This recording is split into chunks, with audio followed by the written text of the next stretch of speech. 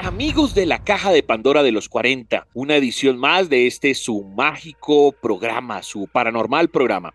La Caja de Pandora efectivamente trata sobre esa historia que muchos conocen, o la gran mayoría, de pronto los pocos que no, es que efectivamente salían de ahí todos los males del mundo y por eso dicen que lo último que se pierde es la esperanza, porque era lo último que había en la caja. Pero salían era como males. Aquí salen es solo temas paranormales, porque muchos dicen, no, hagan un solo tema. Pues sí, podemos hacer un solo tema, pero la idea precisamente de la caja es que salgan muchísimos temas de esa caja.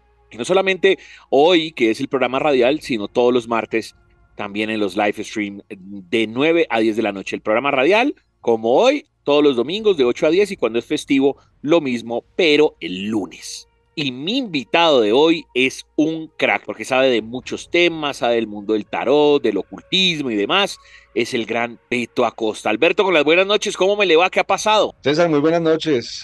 Todo muy bien, muchas gracias. Yo agradecido de estar nuevamente aquí en la Caja de Pandora acompañándolos. Excelente, Betico. Bueno, como ustedes saben, él tiene muchos conocimientos y hoy nos vamos a ir por un lado que yo no sé si decir mágico, Beto, porque además incluso ahorita más adelante le voy a preguntar por algunas conspiraciones relacionadas con estos seres, porque pronto en algún momento no eran seres mágicos. La gente daba por entendido que los duendes, los elfos, las hadas, y bueno, y usted ahorita también nos contará si hay más animales, bichos o lo que sea, como se les denominen. Eso era como muy Ok. común de todas las culturas, ¿no, Beto? ¿Qué nos puede decir de ello? Sí, pues mira, realmente es como un reino de seres que lo reconocemos en el ocultismo o en los círculos ocultistas serios como seres de la naturaleza, espíritus de la naturaleza, que es el famoso reino elemental. Y por supuesto, como tú lo dices, en tiempos remotos en donde pues el hombre no estaba como tan metido en los temas de tecnología, en lo artificial, etcétera, pues digamos que para la humanidad eran seres muy reales, de hecho para muchas culturas del pasado, en muchas partes del mundo, por no decir para todas, los espíritus de la naturaleza y los seres elementales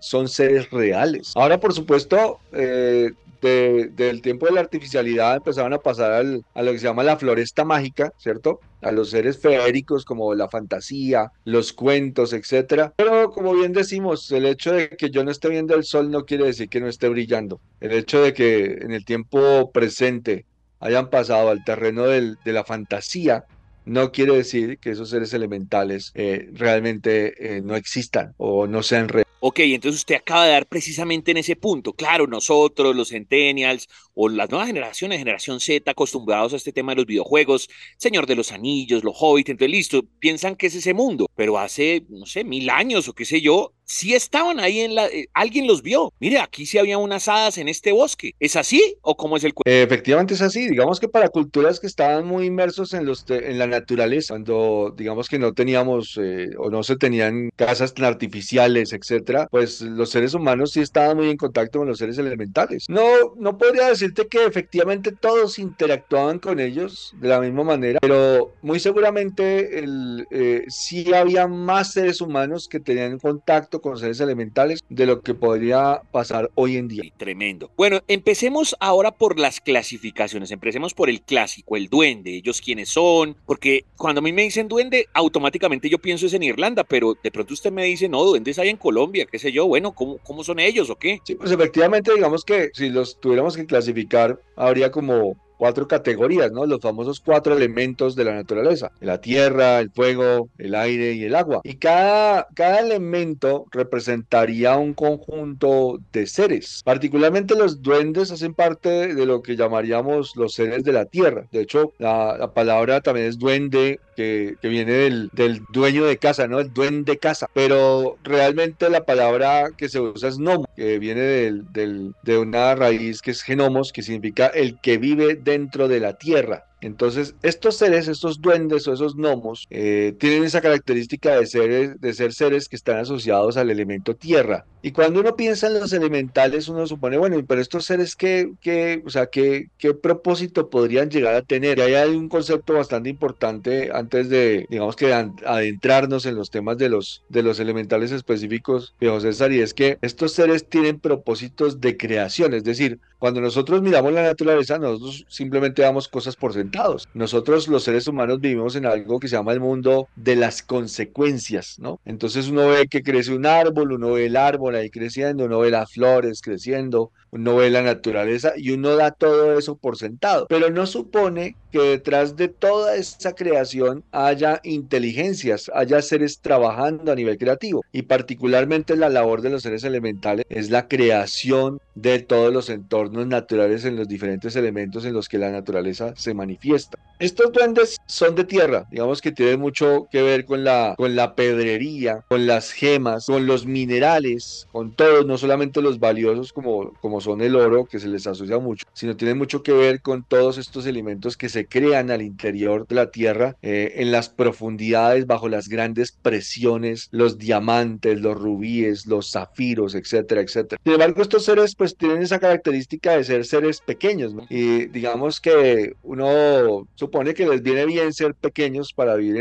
en el interior de la tierra, de las cavernas, etcétera. Son seres que no tienen un cuerpo físico como lo tenemos nosotros. Ellos, digamos que si tuviéramos que catalogarlos, y de hecho todos los elementales lo son, tienen un cuerpo que es más un cuerpo energético que está en el intermedio de dos planos. Y eso hace que en algunas situaciones puedan llegar a ser visibles, pero la mayor cantidad de tiempo son tan volátiles que no son visibles para el ojo humano. O sea, no podríamos decir que tienen un cuerpo físico, pero sí podríamos decir que a veces se hacen visibles. La mayoría de ellos copian digamos que la apariencia humana, de hecho, incluso las vestimentas, son seres milenarios, no quiere decir que sean eternos, pero sí viven muchísimos, muchísimos cientos de años. Y normalmente copian la vestimenta de los tiempos en los que fueron creados, en los que nacieron. Y es por eso que a veces los duendes los vemos con ropas, digamos, de épocas pasadas, con sombreros, con zapatos que ya no utilizamos, con ropa como pasada un poco de moda. Esa es, digamos, que la característica principal de lo que llamamos duendes, o lo que llamaríamos no. Ok, perfecto. Pero entonces vos decís que estamos ahí centrados en el tema de los duendes, me ibas a hablar de otras categorías, entonces en esas categorías están el resto, o sea, las hadas o los elfos, ellos son amigos o son enemigos, ¿qué pasa con ellos? Realmente está en la misma categoría de elemento tierra, están también las hadas y los elfos, ¿ok? Yo digo que es como decir que son especies. Entre ellos suelen ignorarse. Digamos que para entender un poco el concepto, muchas veces nos referimos a los animales de la naturaleza, por ejemplo. No se interfieren, es como dos especies de ave que coexisten, no son de la misma especie, pero no se interfieren. O digamos que dos especies de antílopes que coexisten en la misma pradera, pero no se interfieren, entonces son como subespecies de estos seres elementales. Pero tanto las hadas, los duendes y los elfos hacen parte de los espíritus que llamaríamos espíritus del elemento tierra. Ok, perfecto. Listo, pero entonces todos, o sea, los que son como los de top of mind, ¿no? Hadas, elfos, gnomos, duendes, todos vienen de tierra y entonces el resto de cosas, o sea, me imagino que los otros serán seres de aire, de fuego, ¿sí es así? Efectivamente, los seres de aire son los silfos, ¿okay? Que de hecho son seres mucho más volátiles y digamos que si hiciéramos la analogía del elemento tierra es como el de más baja vibración, ¿no? Es el más cercano a la materia. Los silfos que representan el pensamiento y el elemento aire, pues obviamente yo creo que nadie podría decir, "Ah, es que me encontré con un silfo o vi un silfo", son seres muy volátiles. Los del elemento agua son más conocidos, por ejemplo, las nereidas, las propias sirenas, son mucho más conocidos. Son, digamos que seres que sí están asociados al elemento agua, que viven normalmente en entornos como los manantiales naturales, las cascadas, etcétera, y están encargados de todo el tema creativo que tiene que ver con esos manantiales, toda la vida que tiene que ver con esos manantiales, todos los minerales del agua, etcétera, que está asociado a esos entornos naturales en donde el agua se hace presente. Ok, listo.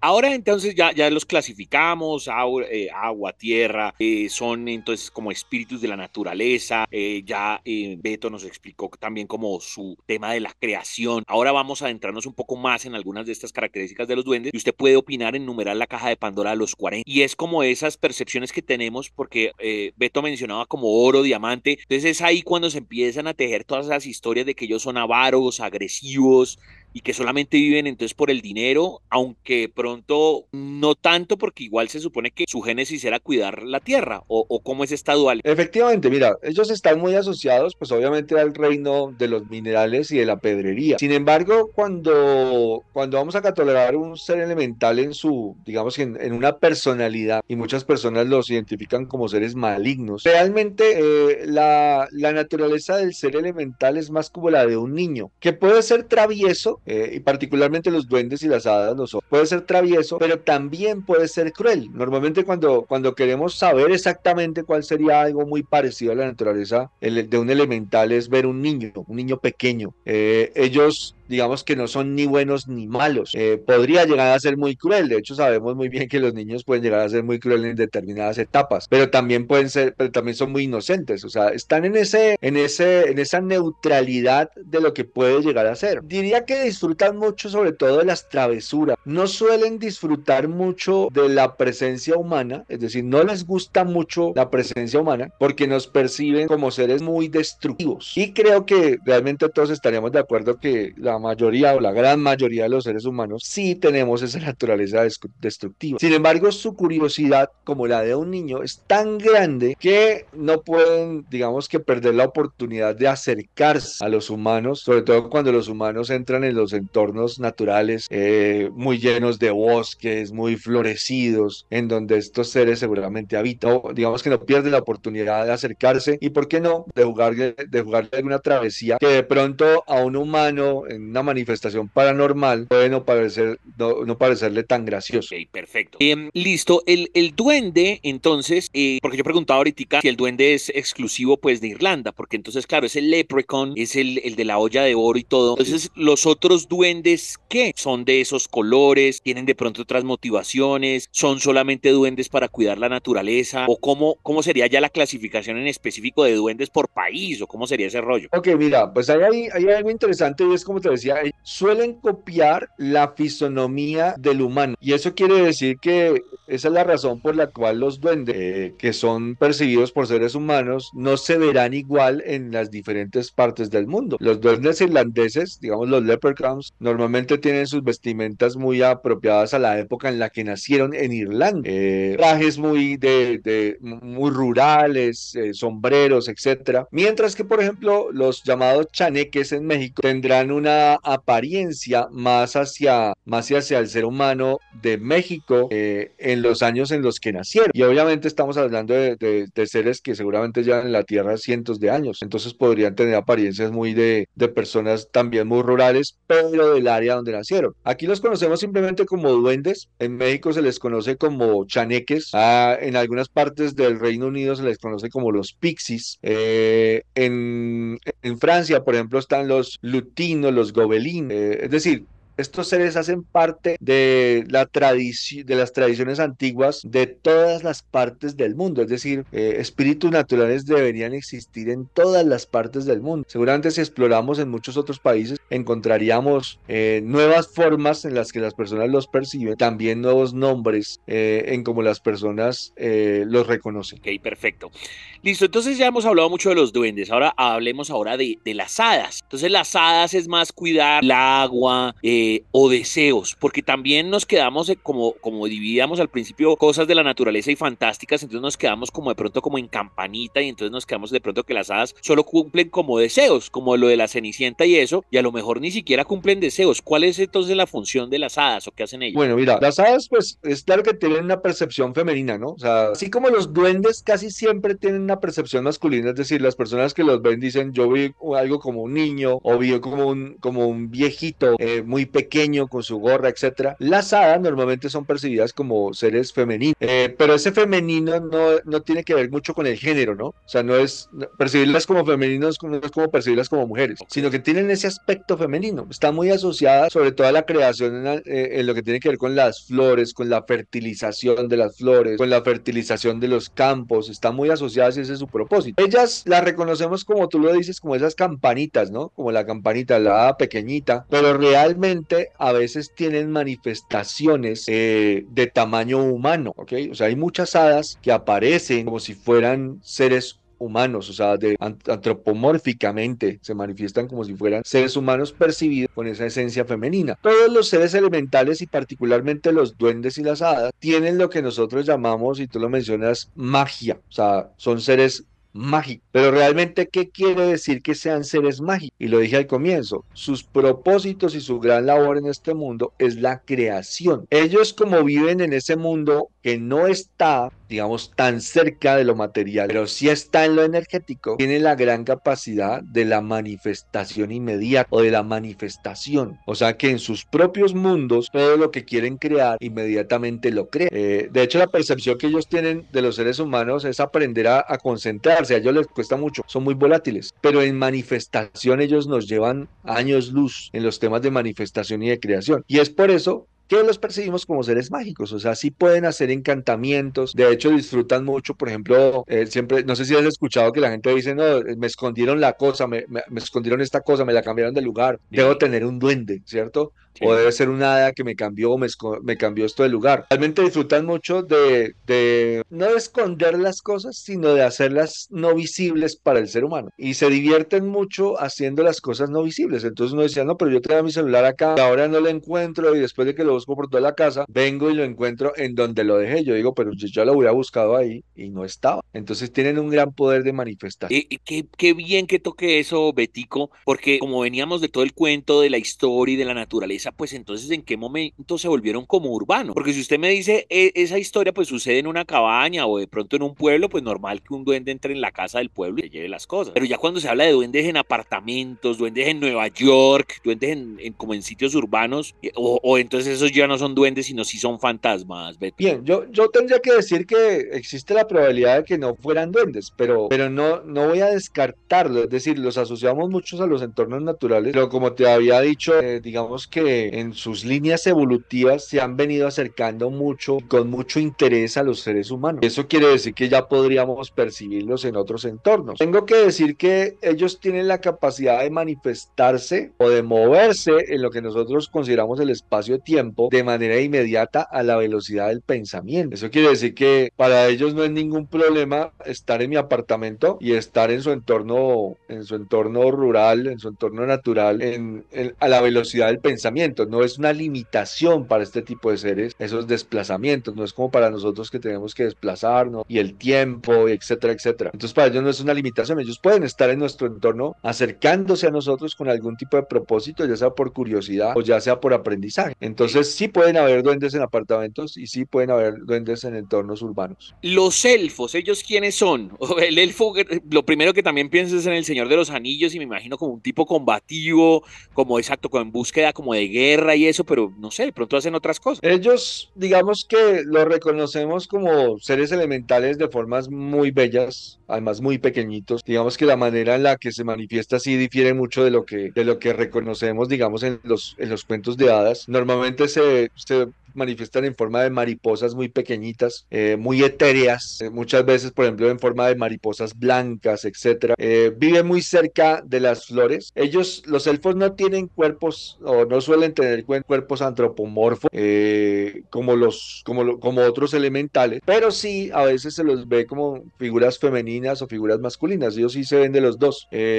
Digamos que estas figuras femeninas o masculinas no tienen relación directa con su reproducción, pero sí suelen verse así porque copian las formas humanas. Pero son, digamos que son seres dentro de la misma especie de los seres de la Tierra que tienen funciones como otros de la creación y son también asociados a las flores, a la creación de entornos hermosos a nivel natural. Iba a decir también con respecto a esto que y también ya lo había mencionado Beto con ese tema como paranormal, porque todo lo hemos pintado como muy blanco, ¿no? O sea, todo es como, deberíamos ser amigos, o sea, las hadas, los elfos, todos estos son como criaturas fantásticas, como bacanes, y de pronto entonces, ¿en qué momento se cruza que, no, que es que el duende ya, porque una cosa es que roben las cosas o que mamen gallo y otra cosa ya es cuando hay historias de que supuestamente el duende agredió a una mujer o incluso hasta actos sexuales o matar animales, o entonces la hada hizo una magia, pero ya no magia blanca, sino negra, ya la sirena mató a los piratas o a los... Entonces, ¿en qué momento como que se empezó a desviar eso? ¿Será que son solo como historias, habladurías y ellos siempre serán seres blancos o no, o si hay de pronto algo negro en el corazón de todos estos seres. Creo que, como lo ha dicho, son seres neutrales. Digamos que como ser neutral, él tiene la capacidad de reaccionar o de manifestarse de la manera en que lo desee. Eso digamos, ¿qué quiere decir? Eso quiere decir que puede manifestarse de una manera maligna. O sea, Ok. puede manifestarse como un ser maligno, si así lo desea. ¿De qué dependería de su manifestación? Normalmente su manifestación depende del humano sobre el cual se quiera manifestar o al cual se le quiera manifestar. Digamos que en las leyendas, y no en los cuentos, sino en las leyendas, se habla de que estos seres se manifiestan de una manera maligna, normalmente cuando se encuentra con humanos que también tienen esa tendencia, ¿no? Mira que hablábamos mucho de la copia del ser humano, ¿no? Entonces, si tienen al frente una persona que seguramente no es una buena persona o no es una persona justa, podrían llegar a manifestarse de maneras malignas, o sea, sí podrían manifestarse como una entidad maligna, podrían llegar a ser agresivos, podrían querer alimentarse de nuestra energía, podrían divertirse mucho haciendo travesuras, y es que hay una regla, una línea muy delgada, porque es que para ti te mueven una cosa, para mí podría ser una travesura, para otra persona puede ser ya una manifestación horrible y generarle un miedo terrible. Entonces todo depende, ellos podrían llegar a divertirse de cierta manera con cierto grado de crueldad. Ahí para entender un poco es que para el mundo elemental, el mundo, y de hecho también se le reconoce como el mundo de los devas, no existe el bien y el mal, ellos no están involucrados en la dualidad que tenemos en la materia. Para nosotros todo es o es blanco o es negro, o es bueno o es malo, o es benéfico o es maléfico. O sea, siempre tenemos como esa forma de juzgar la naturaleza de las cosas a nivel material. Ellos no tienen ese juicio. Para ellos las cosas no son buenas ni son malas. Y mira que eso explica muchas veces por qué las religiones animistas, por ejemplo como la santería, como el vudú, pueden hacer invocaciones a seres elementales y utilizarlos para el bien o para el mal. Para ellos no existe el bien y el mal, para ellos es neutro, ¿ok? Depende, digamos que el pacto que se le haga o la ofrenda que se le... Ok, ¿qué seres no hemos mencionado y que no están en nuestro top of mind? Porque yo creo que ya dijimos todos como los tradicionales, elfos, sirenas, los duendes. ¿Qué ser extraño hay como dentro de esta comunidad que no hayamos mencionado hoy? Bueno, por supuesto, los seres menos reconocidos de la floresta mágica son los silfos, que son los espíritus del viento, son las salamandras, que son los espíritus del fuego. Digamos que estos ya no tienen definitivamente formas no son antropomorfos, o sea, son formas muy etéreas, o sea, no estamos hablando de un ser que se vaya a manifestar, que yo diga, no, es que yo vi una salamandra y muchas personas los asocian con las salamandras de verdad, pero realmente son seres muy etéreos, ya no tienen cuerpos antropomorfos, pero también están esos espíritus del fuego que representan la voluntad que hay en nosotros. Además, tú sabes que el fuego está presente en muchas formas en la naturaleza, en la electricidad, en el rayo, etcétera, etcétera. Y lo mismo las ondinas, son los elementales del agua que están presentes también en el control de las mareas, en el mar, en los ríos, en las lluvias. O sea que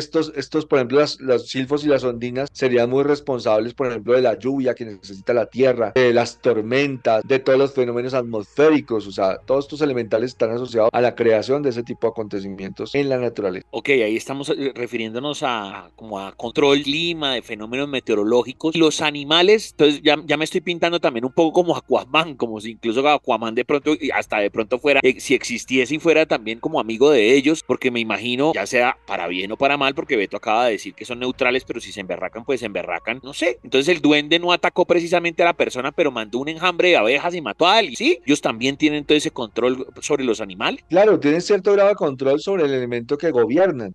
Digamos que viven en un mundo que tiene sus normas, ¿no? Y además que no tienen esa, ¿cómo lo diría? No tienen sí tienen libre albedrío, pero no es igual al del ser humano. Digamos que aquí, por ejemplo, si tuvieras un rey, te dijeran, bueno, este es el rey de Colombia, tú podrías decir, pues estoy de acuerdo, o ese rey me cae mal, no estoy de acuerdo, entonces no, voy a ser revoltoso y me voy a ir contra el rey. Para ellos el rey de los gnomos o el rey de cada tribu de estas es el rey y listo, o sea, no hay discusión frente a eso, no hay discusión frente a las normas que lo rigen, en ellos no existe esa discusión, eso es como si, que esto es como es y así es, no hay ni sombra de discusión o de rebeldía en estos seres, o sea, ellos están en unas líneas evolutivas en donde tienen unos propósitos particulares y ellos simplemente en su propósito de vida cumplen con esos lineamientos, esos propósitos particulares. Se les permite obviamente determinadas situaciones, determinadas cosas, por supuesto que sí. Así como hay duendes, como tú lo mencionaste, que pueden manifestarse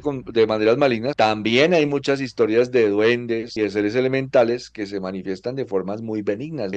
Como un Hay muchas historias de, milagro o curar a claro, alguien, ¿sí? hay muchas historias de duendes que ayudan a traer riqueza a un ser humano, que normalmente lo hace su partner, ¿no? Normalmente se dice que los magos y los ocultistas tienen control sobre los espíritus de la naturaleza y ellos les responden a ellos, pero uno se pregunta, bueno, pero ¿por qué responderían a ellos? Uno dice, pues porque ellos han desarrollado en sí mismos las virtudes necesarias para que haya un equilibrio y un respeto mutuo de estos seres. Pero no faltará el que quiera aprovecharse o querer tener egoístamente uno de estos seres para su propio beneficio. Y ahí Claro. pues estaría incurriendo en cosas que pueden llegar a ser nocivas para él mismo posteriormente. Y me lo estoy imaginando, además ha pasado en las películas, ¿no? Entonces controlar al duende y no sé, para matar y bueno, Exacto. en Leprecon, bueno, Leprecon para los que no saben es realmente una saga de terror de duendes verdes de como de los 80. Creo que incluso salen actrices conocidas en esa saga. Pues hombre, Betico, muchas gracias, pero como esto es un programa paranormal, yo no sé si nos quede una historia, de pronto alguien ya le contó algo, pero terrorífico, o sea, una historia no para bien de que no, el duende se me apareció y me curó de cáncer, no, algo que de pronto usted diga, mire, un amigo o ahí dentro del parche ocultista diga, no, pues un duende me echó una maldición o un hada provocó una enfermedad. ¿Hay alguna historia, alguna anécdota así paranormal, pero relacionada con el terror que usted conozca de